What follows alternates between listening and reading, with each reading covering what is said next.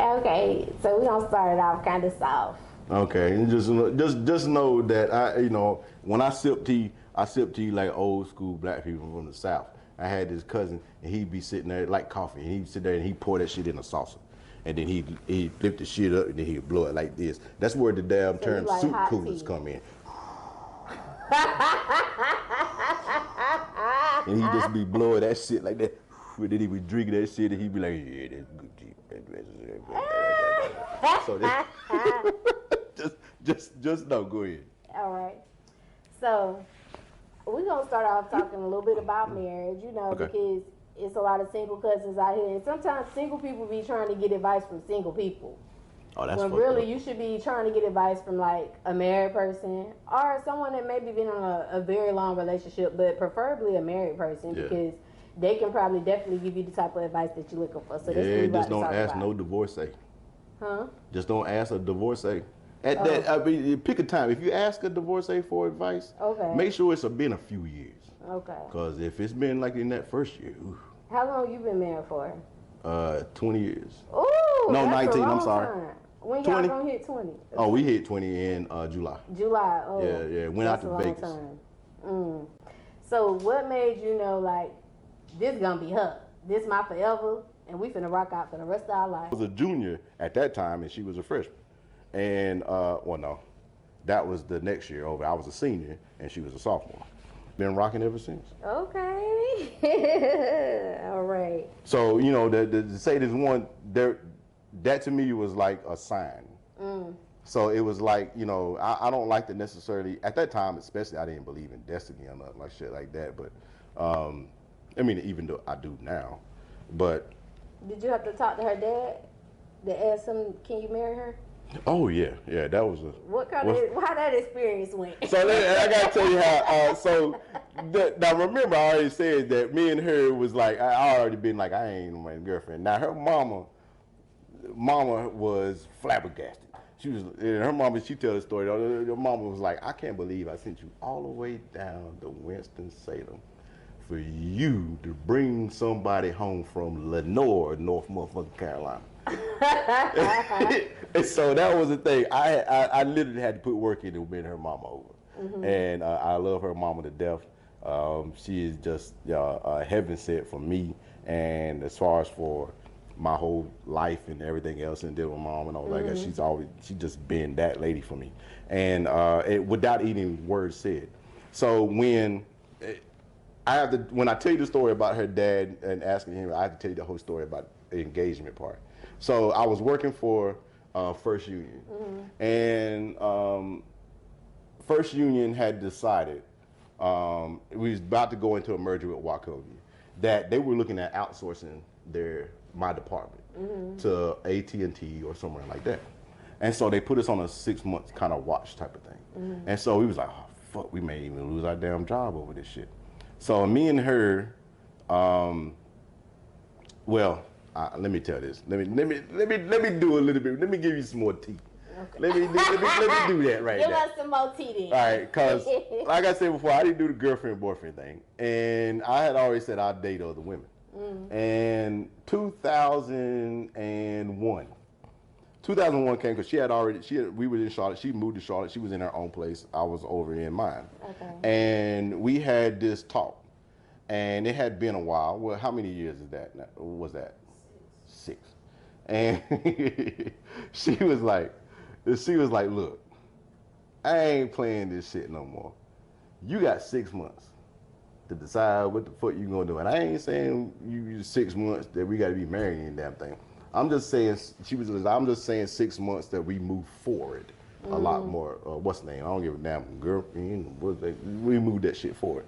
And in my head, I was like, fuck, man, 6 months. But then the other side of me was like, I got 6 months. Let's figure this shit out. And I was in my own place.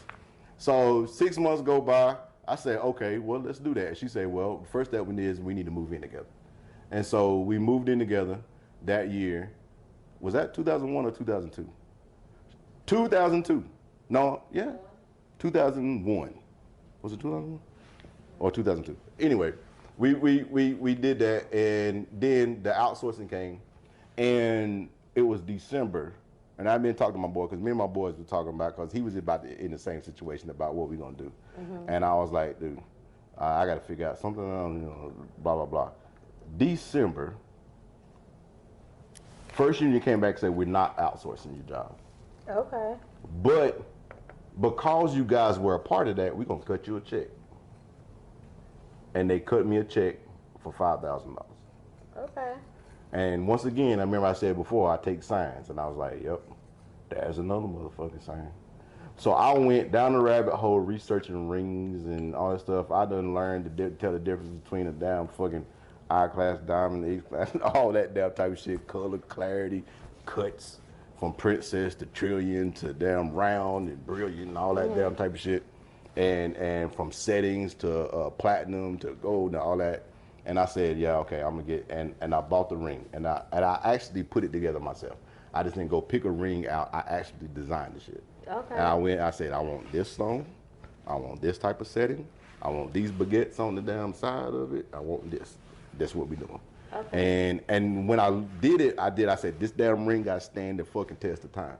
So I'm not gonna bullshit on a damn first off ring and then be like, I'll replace that shit. I'm gonna go ahead and go in.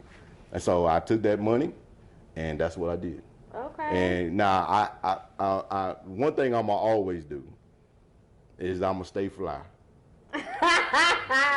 You do be fly now. I'm gonna give you that. You do. I'm gonna always be fine, and I'm gonna always have my motherfucking hat cocked to the motherfucking side. So I bought some gear with the leftover money that I had. I remember I bought a leather coat. I may have wore that motherfucker for 2 times. That's all the proper times I wore that motherfucker. It was 2 times. And wore that son of a bitch, what's the name? So February comes around, I said, I'm gonna do this shit in February, Valentine's or whatever. And so we were living in the townhome right up the road, over here on Mallard Creek, and we had this foyer. And he stepped down foyer, and what's the name? And so I said, we're gonna go out. Let's go out. And we was going up to Mooresville. My brother was living up there. We was going out to the party. 50 Cent goddamn in the club was out then. I was like, well, fuck it. We gonna be in the club, dude. We in the club. And so I go in, and I was like, okay, I don't know how the fuck I'm gonna do the proposal type of shit. You know what I'm gonna do? I'm just gonna do some spontaneous shit in the moment. We get ready to go out. She says, oh, I gotta go back and get this. And she just had to take a couple steps, and when she turned back around, I was on the knee with the ring out. Oh, that's so romantic. Yeah, it was awkward as fuck for me, though. Did your heart drop? Like, what did you think? Yeah, I was like, nigga, what you doing? Because he's not, I think he was, what's the word, disenfranchised. Okay. Relationships. Yeah. Okay. I was not the most romantic person. He was not the most romantic person. Okay. Because I believe when he was the most romantic person, it didn't work out. Right. So, so that shocked me. Right. That was a big step for him. Yeah. She was like, oh my God, what's the name?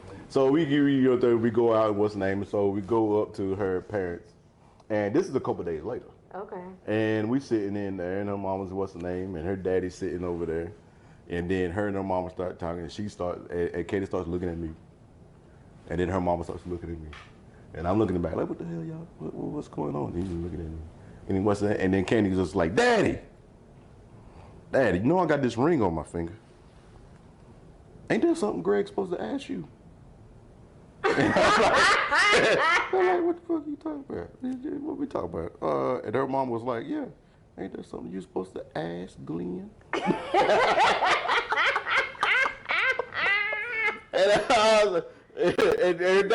her daddy cool as hell. Her daddy's like, oh, you ain't gotta do all that. You ain't gotta do all that. And so I said, you know what? Let me do that. Let me come on. I said, Glenn, man, come on. Let's just go talk. And so I ain't know what's the name. So we go out on the porch and we talk or whatever. And he was like, you know, I ain't got no problem with you marrying my daughter. I was like, yeah, I know that, but I'm gonna go ahead and do this the right way. Right. Do I have your permission to marry your daughter? I know I didn't do it in the beginning. I apologize for that. And he was like, yeah, you got my permission. You know, what's yeah. And then he was like, I don't want no other nigga marrying my daughter. Go back in, and that's how I got the okay for her dad. Right. So, Okay. yeah. Now with marriage, especially 20 years, like sometimes I've never been married, but I've known a lot of married people. With marriage, it might not always be easy. Like, what advice would you give to someone to like keep their marriage going strong? Some Be techniques? friends. Okay. You have got to have something else in common besides love. Because that's going to carry you when the shit get rough. Right. Because we all going to get older. Shit ain't going to be the same. Shit ain't going to look the same and all this. So y'all better be friends. Y'all got to be able to joke on each other, crack on each other, tell them when you wrong, fuss, fight. Her mama will say this all the damn time because, look, I'm going to tell y'all too something. Don't nobody else want you. Y'all two motherfuckers is the only damn people can deal with each damn other. Y'all two, because y'all get into it all the time. We would get into it. We would challenge each other like a motherfucker. We could be out in the public. We can be out at the club or whatever, and we'll go. We'll start going. And everybody else looking at us like, oh shit, what the hell's about to pop off over here? And it's just being her challenging each other. Mm-hmm. It's nothing really serious. It's always trivial. It's just something like, it's an outfit. It's a damn trip or something like that. We'll go in and we'll start going in. But that's the type of shit that you have to be able to do with each other because the love at some point in time will take a break. So if you ain't got shit else in common, right, you're gonna be fucked up. And a lot of people depend on their kids, and we ain't got no kids. And you know what I'm saying? And so that we still 20-some years deep in this. You know what I mean? And so it's like, okay, because we believe in what we present and what we are to the rest of the people. Nobody else dictates what we are, what we do, and everything like that. We just some cool, arguing, debating motherfuckers. Right. So don't just be around here talking about we got love. Y'all gotta have some other qualities. You gotta have some other damn qualities. Let me tell you this right now. If she, coming out on my business, doing my business, and circling back to that, I've always been that person, and I've always said I don't want to be in corporate America like that for long periods of time because I know it's a trap. And she gave me when we got married. She gave me a few rules. One of the rules was don't fuck up the church's money. Don't do that. And what's the name? So be still until it's time because I will move and this and what's the name. My brain will go here to left or what's the name. And I'm seeing out, and I would come in working night shifts and all that, dealing with some of these motherfuckers, and I'd be cussing and all that. I'm tired of these motherfuckers, man. These motherfuckers be damn thinking I'm just fussing. I gotta take you just be like, be still. It ain't time yet. Okay. And so, that type of stuff. There has to be something that each one of you benefit. The old term of being equally yoked comes into place. And that doesn't mean that you have to make the same amount of money or that you have to believe in the same things. It just means that you have to provide each other balance.